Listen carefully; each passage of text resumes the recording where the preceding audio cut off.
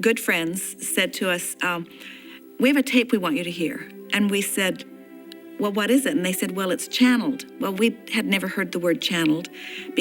From the Seth material was the only material we'd read. And they explained that there was a woman that was coming to Phoenix and that she spoke for a non-physical entity, was the way they put it.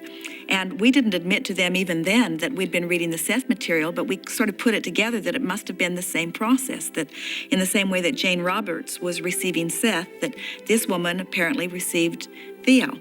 So we made an appointment, and we went to a beautiful home in Phoenix, and I remember Theo, a very beautiful woman, she just, she laid down at the end of a bed and just breathed quietly for a little bit, and then a very wise and unusual sounding voice addressed us. Well, I was amazed. I did not say a word through the whole, it was, I think, a 30-minute meeting. I didn't say anything. And Jerry had a notebook full of questions that he had saved up since he said he was 6 years old. So Jerry and Theo just had this conversation.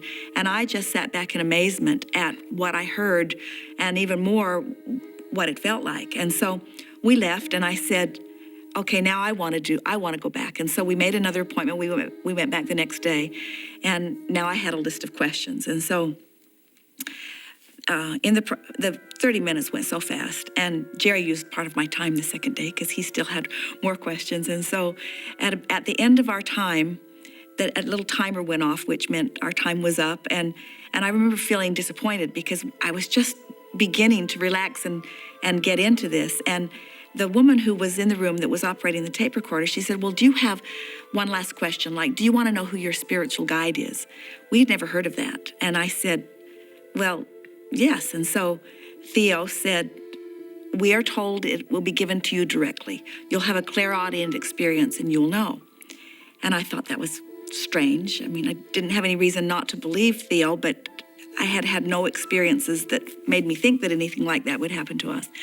And then I asked if we should bring our daughter Tracy, who was 14, to see Theo. And Theo said, well, if she wants, if it is her asking, but it's not necessary, for you too are channels, which seemed bizarre to me, that something that strange could be something unknown to us.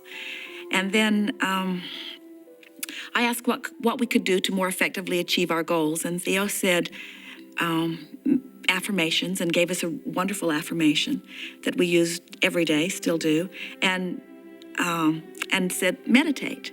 Well, Jerry and I had never meditated. I don't think we even knew anyone who meditated.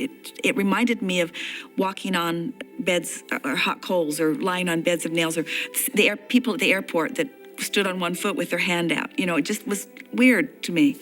And so I said, well, what is meditation? What do you mean? And Theo said, sit in a comfortable room and wear comfortable clothing and quiet your mind and concentrate on your breathing. And when your mind wanders, and it will, just release the thought and focus on your breathing. And do it together, it will be more powerful.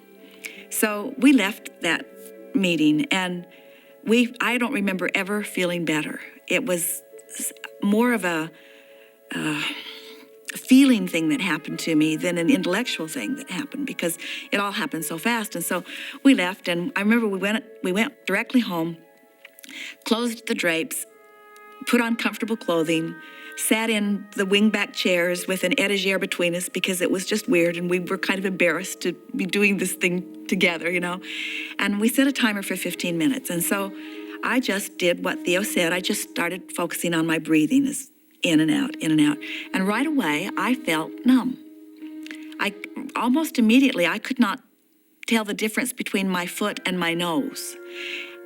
Remarkable feeling. I really liked it. And so the timer went off, really startled us. And so I said, let's do it again. So set the timer again. And again, I'm just focusing on my breathing. And again, I'm totally detached. I can't even feel that I'm sitting in the chair. It was really a very nice feeling. And and the timer went off, and I said, I'm really liking this. Let's do it again. Jerry teases me because I tend to be all or nothing. And so we set the timer again, and again, that wonderful feeling of detachment. And right before the timer went off, for the third 15-minute time, something breathed me. It was like I was a billows, and something was pushing the air in and sucking the air out of me. It was incredible. And I guess I was making some noise because Jerry looked around and said that it looked like I was convulsing in ecstasy. And to me, it was the most remarkable, loving feeling. And then the timer went off. And now my teeth are buzzing, not chattering, buzzing. That energy was so strong. And now, we realize now that was our first interaction with Abraham. We didn't know it then.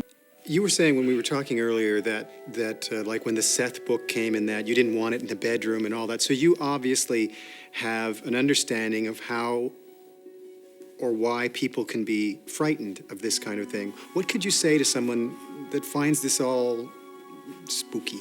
I understand. And if it were not happening, if it had not happened to me, I'm not sure that I would, it's hard to say, because before it was happening to me, I was willing to go hear Sheila. And during that process, something happened to me because I felt the goodness of it. I think during that seminar, in fact, Stevie, who was in the room doing the tape recording, told me afterward that it looked to her, as she looked at me, as if my heart opened in that. And I think what she saw was my fear went away. And, as the process unfolded, my fear of whatever I thought was going to happen or whatever, because I've been taught, that God doesn't talk to normal people. And if somebody's talking to you, it's probably not God, And so that was what my fear was. And then when I had a first-hand experience with it, and I had never felt anything so loving or so wonderful ever, I think I lost my fear at that time. She cried. Her teeth, I've never heard anything before or since, like her teeth didn't chatter, they buzzed like a high-pitched zzz. Her teeth were actually buzzing, and we tried to call Sheila, that she was on her way back to New Mexico, I think, from Arizona. We needed some answers. We didn't know what was going on in our life at the moment. We've learned since then that we are all energy beings, and whatever my vibration was not then yet up to speed with the vibration of Abraham. Since then, I've learned through meditation and through practicing what they teach, and so I've gradually raised my level of vibration just normally, so they flow through me much more easily. But in the beginning, when they would speak, it was only maybe 10 or 15 minutes, and I would be exhausted. And I would say to Jerry, what if you're using me up? What if this energy is not good for me? Well, in time, Abraham was able to explain to me that once I became compatible with the energy, not only is it not detrimental, but it's very beneficial. Do you have a motto, words that you live by? The phrase that Theo gave us, the affirmation, I, Esther Hicks, see and draw to me, through divine love, those beings who seek enlightenment through my process. The sharing will elevate us both now. That's my favorite.